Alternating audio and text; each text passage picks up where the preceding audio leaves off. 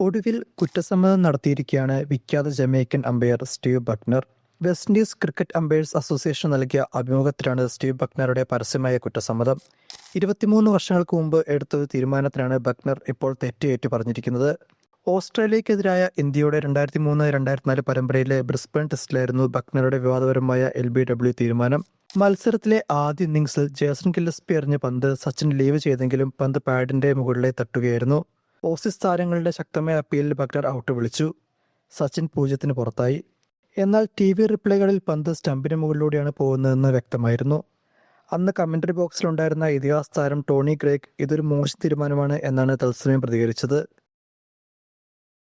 Oh, that's close. Too much bounce. It nipped back.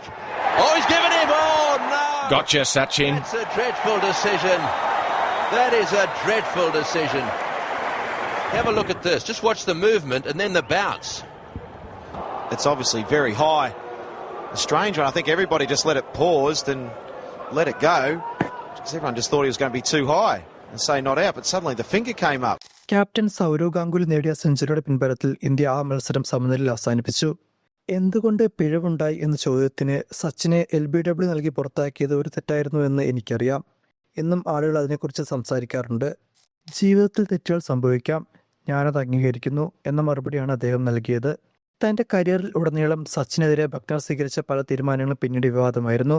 2005 Eden ഗാർഡൻസിൽ പാകിസ്ഥാനെതിരെ സച്ചിനെ തെറ്റായി cut behind നൽകിയതും ഇതിലുൾപ്പെടുന്നു.